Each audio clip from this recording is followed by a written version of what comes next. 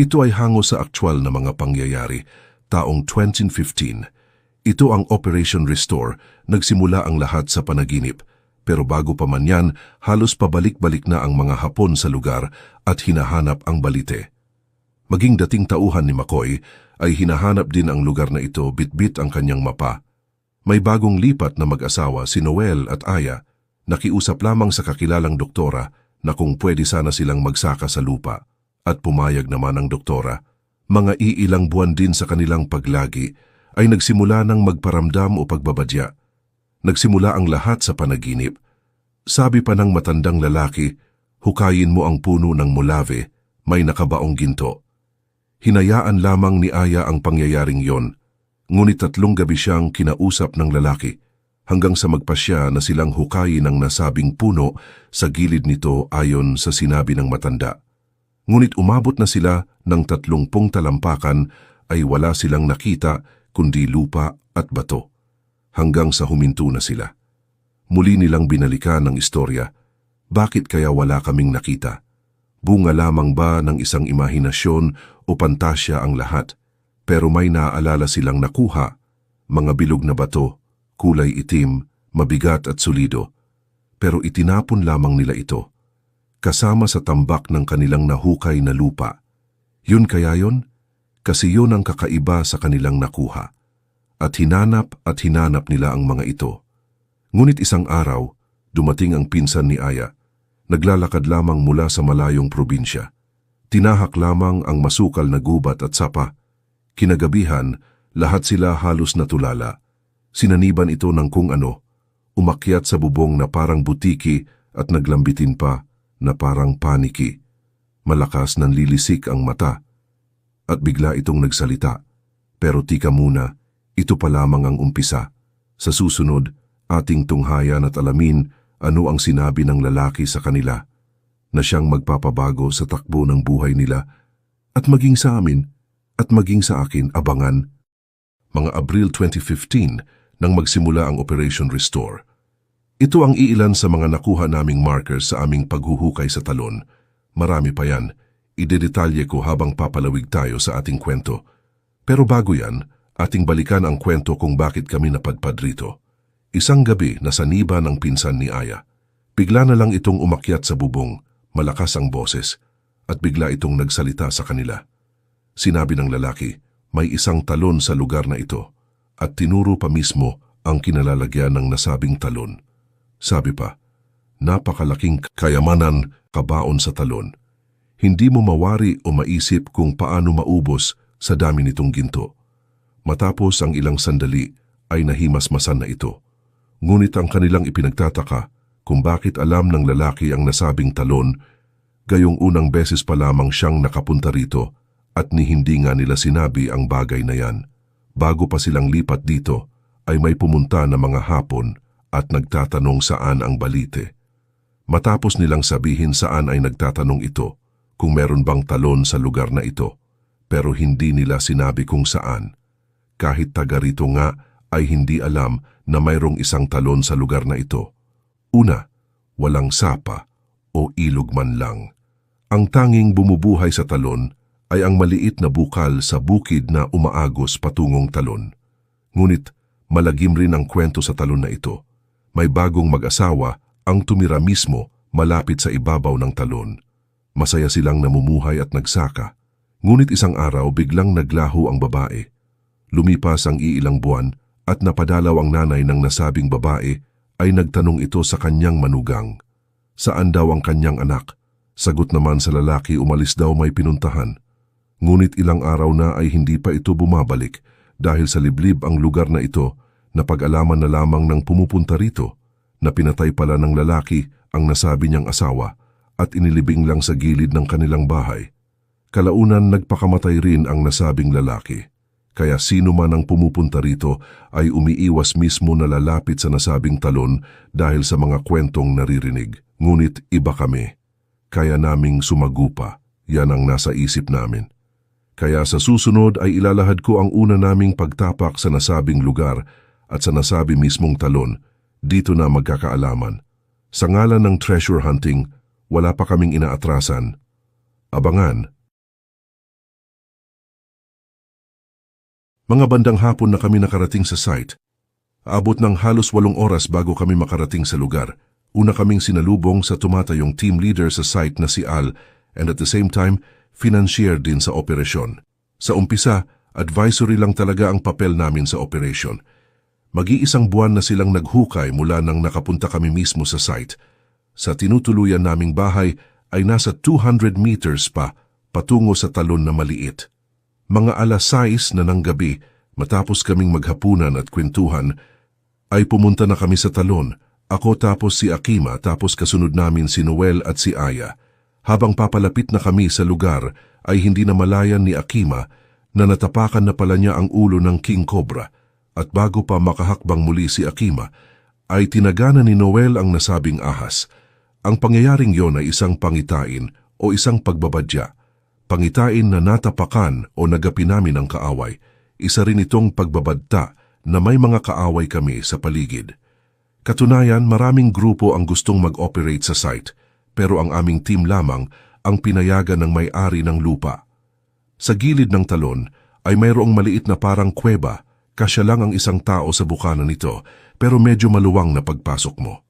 Sa loob nito ay may 7 na baitang na hagdan, at meron namang 7 na nakaukit na puso sa kisame nito. Nagsimulang maghukay ang team base sa advice namin noon na sa mismong bagsakan ng unang baitang sa hagdan, sila magsimulang maghukay. Nang maabot na nila ang 6 feet, ay dito na tumambad ang maraming shells na maliliit na pawang sementado pa. Kasunod nito ang mga dahon ng nara na nakasalansan. Pagkatapos naman nito mga shells ulit mga medyo malalaki ng konti. Pagkatapos lumabas na ang isang round log na kahoy, nakaslide ang porma nito sa butas pababa. Nang maabot na nila ang dulo ng kahoy, ay may tumambad na namang isa pang round log na nakaslide din na position, pero nag-cross ito o papunta sa ibang direksyon naman. Una, nasa 3 feet ang kapal ng mga dahon na umuko pa sa buong layout sa butas. Pangalawa, nakapagtataka, ang mga shells na nakuha ay pandagat na tipo o seashells gayong ang lugar naman ay walang dagat. Pupunta ka pa ng karatig probinsya para makarating ka sa dagat. Sa madaling sabi, walang dagat sa probinsyang ito. Kaya ganun na lamang kapursigido ang mga abantero para trabahuin ito. Isang araw habang naguhukay sila ay may dumating na matanda kasama ang kanyang pamilya. Kabilang sila sa tribo na tawaging Manobo. At hindi lang basta Manobo kundi Magahat na tribo, isang tribo na mas matapang pa daw kaysa ibang tribo ayon sa kultura nila. Pilit na pinahihinto sila, sabi ng matanda, siya daw ang tunay na may-ari ng lupa. Kaya sinumbatan ng financier ang nagpakilalang unang may-ari ng lupa, isang pastor. Walang nagawa ang nasabing pastor kundi ang umalis na lamang sa lugar sapagkat alam niyang mabagsik ang tribong Magahat at higit sa lahat siya lamang ay nagpapanggap na may-ari sa lupa. Mula noon hindi na nagpakita ang nasabiing pastor. Ngunit laking pagkakabahala sa team sapagkat sayang ang lahat ng pagod nila. Dumating na ang may-ari ng lupa. Matutuloy pa ba ang operasyon? Papayag pa ba ang matanda? May karugtong abangan. Mga Agosto ng 2015, nag-umpisa na kami sa tinatawag naming Highway 52, isang horizontal na tunnel mula nang makababa kami sa portal. Ang portal namin ay isang vertical o sinking na umabot sa 40 feet. Ang aming portal ay nasa mismong bagsakan ng maliit na talon. Nag-change position na kasi kami dahil ang pangalawang round log ay dito papunta sa bagsakan mismo ng talon. Pagkababa namin sa portal, dito na banda, natagpuan namin ang 2 baitang na hagdan tapos ang nakaarko na pintuan. Dito ang umpisa ng Highway 52. Tinawag namin itong Highway 52 sapagkat 52 feet ito na horizontal na sa dulo nito ay may 3 pintuang nakaarko. Habang hindi pa namin narating yan, nasa bandang 32 feet pa lang kami, ay dito na mismo umigting ang pisikal at sabihin nating paranormal na mga balakid. Hindi ko ito malilimutan sapagkat dito temporaryong nahinto ang paghuhukay talaga. Una, sa araw na ito, bandang 3:00 ng hapon, ay biglang kumulog ang langit at may kasama pang kidlat. At hindi lang basta kulog kundi malakas talaga. Pagkatapos ay umulan at may kasama pang hangin na parang bagyo.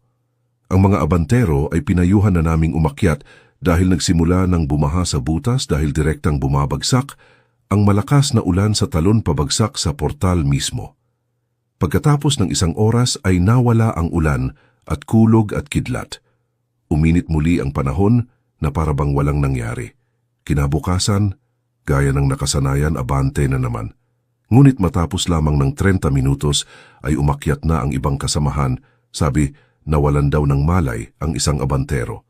Kaya dali-dali itong ni-rescue para maiahon sa itaas. Matapos ang 30 minutos ay nahimasmasan naman. Umayos ang kalagayan. Matapos ang pananghalian, ibang abantero naman ang aming pinaabante. Ngunit ganun pa din ang nangyari, nawalan naman ng malay at ni-rescue na naman. Sa yugtong ito, halos nadali pa kasama ang mga nag-rescue sa baba. Sa isip ko, nadali namin ang poison. Malaki ang chance poison ito. Poison nga ba? O may kakaibang nangyayari na hindi maipaliwanag sa ngayon? Binalikan ko, hindi naman poison sapagkat matapos mahimasmasan ay normal naman ang lahat na parabang walang nangyari. Ang ipinagtataka namin bakit nakadilat halos kanilang mga mata, gayong halos o wala na silang malay nang maiahon namin sa itaas. Kinabukasan, pareho pa rin ang nangyari, ganun pa rin ang naganap. Kaya napagpasyahan ng grupo na hihinto na lamang muna. Ayon sa mga nadali o nawalan ng malay, magbabara lang sila sa abante ng 3 beses ay manghihina na sila at mawawalan na ng malay. Binabara at palalang kasi namin ang abante sapagkat ang backfill sa tunnel ay pawang mga buhangin lamang. Buhangin sa dagat na compacted. Dito na nagsalita ang isa sa mga abantero. Sabi niya, nanaginip siya sa madaling araw bago pa dumating ang mga pangyayaring yoon. May nagpakita raw sa kanya isang babae at nagpakilala. Siya daw si Agustina. Doon sa panaginip, nakita ng abantero na may malaking handaan. Kaya nagtanong siya sa babae ano daw ang okasyon. Sabi ni Agustina, kaarawan daw niya. Dito na bahagi, wala nang gustong umabante.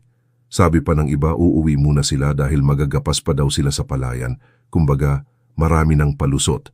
Sino ba namang gusto pang umabante sa kaganapang ito, di ba? Sabi pa ni Tatay Mariano, ang may-ari ng lupa hindi na siya papayag na maghuhukay pa. Kung ganito man lamang ang mangyayari, ang tanong ano ang mangyayari? Sabi ni Tatay at ibang kasamahan na kabilang din sa tribo ay dapat gawan ng ritual o sa Bisaya na termino buhat-buhat. Dito na nahati ang grupo. Ang grupo ng mga finansier at ilang abantero ay ayaw nila sa ganitong ritual dahil bawal o kontra sa kanilang paniniwala ang mga ganyang diwatahan na paraan.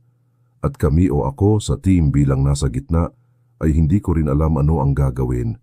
Kahit sa mga sandaling ito binalik-balikan ko pa kung bakit o ano o saan kami nagkamali. Tuluyan na naming isasara ang aming operation hanggat hindi ito nare-resolba sa madaling panahon. Kung ikaw ang tatanungin saan ka papanig, dapat bang magritual o simpleng dasal lang ang kailangan?